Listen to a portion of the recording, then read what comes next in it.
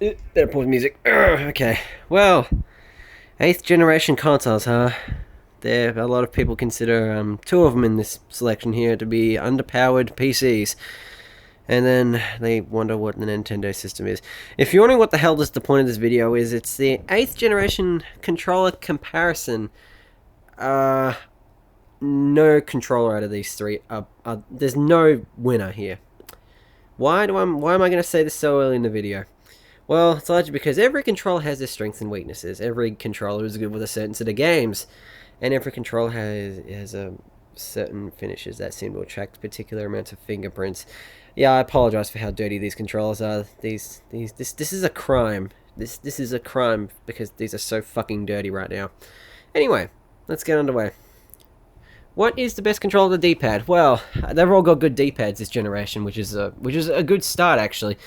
Because then no one can underestimate the beauty and the usability of a Nintendo D-pad. Because seriously, have you hear of that? Absolutely amazing. It just works. The Wii U gamepad's D-pad is a little bit lacking. It doesn't feel as good actually. Mind you, the controller's a lot harder to use one-handed, so I can't really do a proper comparison. But yeah, it's the D-pads. I mean, like then you got the Xbox One D-pad, which is a major improvement from the 360s. Holy shit! Let's not talk about the 360s. You can easily move around your hand. Very clicky, very responsive. This controller is the one I got from my Xbox. So this is actually the worst condition controller because it has this really weird stick clicking issue. Really weird. And the bumpers, since launch, the bumpers have been improved on these controllers, and they're a lot better as well, which is really nice. Can't go wrong. And the D-pad on the PlayStation 4 controller, which I've actually had for the least amount of time. I really like the D-pad on this thing. It makes little noise, just works. It's a bit difficult to use for this type of movement though, unlike these two controllers. So, I mean, they've all got their strengths and weaknesses. Like, this thing is just really good just for browsing UI and just pressing for one button prompts and all that. But anyway, let's go on to the next thing. The analog sticks. Now, I can't use both, but they're pretty much both the same type of sticks anyway, so it's... Well, they're both sticks do the similar thing anyway. They both have similar feedback. One's not tighter than the other. That's what I'm trying to say. The PlayStation 4 sticks there got a nice response. They click quite nicely, and they've just got a very good response. However, I don't like the finish that they come with. The finish is very kind of... I don't know. It's actually impossible to describe. It doesn't feel very good. It feels like it's grippy, but at the same time it's slippery. It's like a awkward middle ground. That'd be a good way to put it. A very awkward middle ground. And nonetheless, it's still a pretty decent controller, and it's super comfortable when you're playing it with just a directional pad and the face buttons. It's super comfortable. I absolutely adore how comfortable this damn thing is. Anyway, analog sticks on the Wii U Pro controller. I love the Wii analog controllers. Wow. The Pro controllers, analog sticks, you see, all these different terms have fucked up my brain. The sticks, the click's a little bit stiff in comparison to the PlayStation 4s and Xbox Ones, I might add. But they feel very light, they're very stiff. Sorry, no need for sexual jokes in these game controller comparison videos. And they just feel very usable, and they feel like they work very well with all the games that I've played with these things, which includes about 40 Wii U games. Actually about 60 Wii U games, because I have a large digital library too. The analog sticks on the Xbox One controllers. Well, I don't know. This one's a bit of a mixed case, really. The sticks are really comfortable, and they work very well, and I feel like they're a little on the looser side, which kind of works out very well for a lot of games. And it feels like you can freely move around really comfortably and move fast and move slow at free will. However, there's a stick drifting issue, and that feels very cheap in my opinion. Then again, it's plastic, unlike the metal from the 360 controller. Shall I not forget the Wii U gamepad. It's almost the same story here, but I like the positioning of the Wii U gamepad sticks more. Although this thing's not very comfortable in my opinion, which actually brings me to another point. Let's get back to another point. Now, hopefully this camera stops blurring on me. Hang on a minute. Hopefully it stops blurring. Anyway, ergonomics. How do these feel in the hand? This feels very comfortable. Actually, you can easily hit the bumpers while you're playing a game. With racing games, this would be very useful. I mean, it'd be really cool if the racing games had the bumpers as shift gears. That's how I've always seen them as a logical way of working.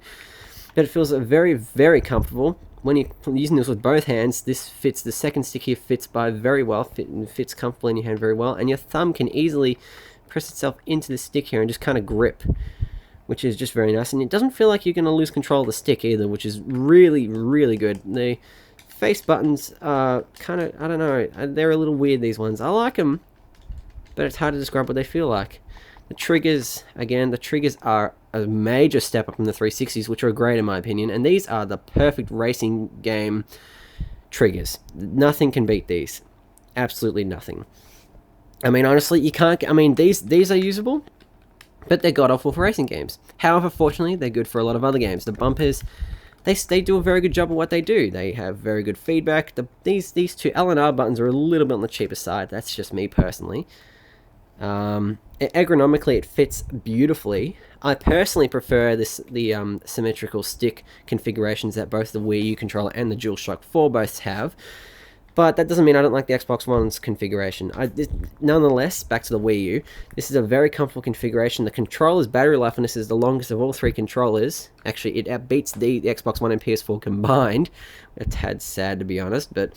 and it just feels very comfortable for playing any games, from playing Super Smash Bros. To Call of Duty Black Ops 3 to Mario Kart 8 and to Resident Evil Revelations. I don't know why I said Resident Evil Revelations, but I guess that's just a game to compare, right? Going to the DualShock 4 quickly, I'll do the Wii U gamepad after this. This feels very comfortable. This is, again, another very comfortable controller. My only problem is that this feels a bit too far off. It kind of feels like what happened with the 360 with the second stick, with this stick here. With the camera stick on the 360's controller. It felt a little too far. That's what the PlayStation 4 controller kind of seems to be have a problem with, in my opinion. Nonetheless, it's still very usable and works very, very comfortably for anyone concerned about my statement that I just said before. And these buttons is interesting, actually. I actually find this really amusing that the touchpad here is 1/5, 1/3 maybe, of the size of the Wii U gamepad screen, but it's a two-point screen, so you can use two fingers, whereas the Wii U gamepad is only one. Nonetheless, the triggers on this are not too bad. The triggers could be a little bit better, but they work. They do their job fine. Racing games work well on them. The bumpers are, in my opinion, the best ones of the lot. Actually, the Wii U gamepad and these are probably tied, actually, on second opinion, because these click very nicely and they just work. They have a very nice response. You can easily know that you're pressing on these, and they don't have too much stiffening. They don't stiff. They're not incredibly stiff, but they're just nice. They just hit this really nice.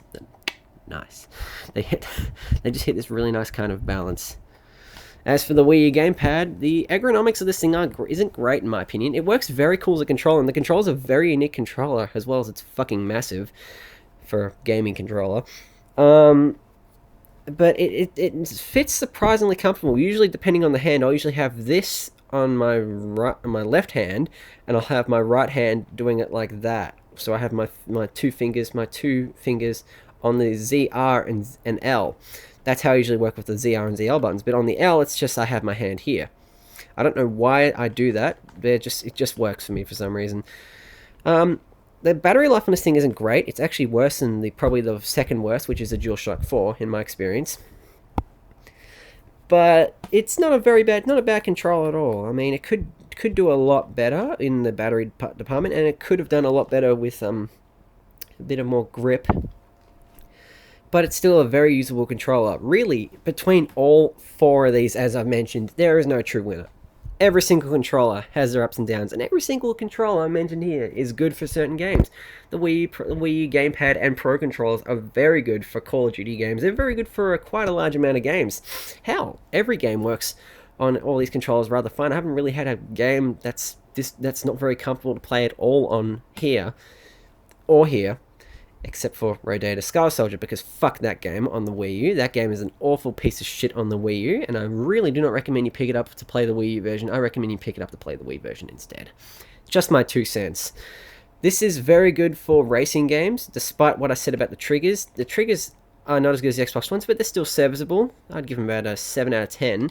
They're still good for racing games, good for basically Sony exclusives, really. I have no idea what the hell these marks are. These are just coming up now. That's a tad concerning.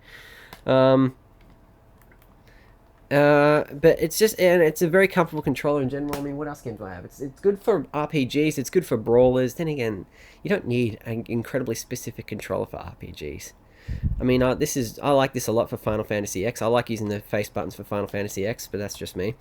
And this is also very good for racing games and shooters. This excels in shooters in my opinion, especially that Elite controller. That Elite controller does a really nice job. I've never actually properly used one, but I've seen them in that D-pad. I so badly want one of those D-pads on this controller. Oh well, doesn't matter. But yeah, verdict: none of these controllers win. That's up to you guys. What controller do you like out of all these controllers? I mean, personally, I really like all of them. They all have their advantages and disadvantages, and they're all great controllers to use. And I've had a lot of fun playing games with all 4 of these controllers as mentioned, and they're all and the systems that accompany them are all great. I don't like console wars personally, so that's why I have all 3 8th gen consoles. Anyway, folks, if you've gotten to this point in the video, thank you so much for watching. It's been a pleasure doing this video for everyone, and I shall see you all in the next video. Okay, see you later.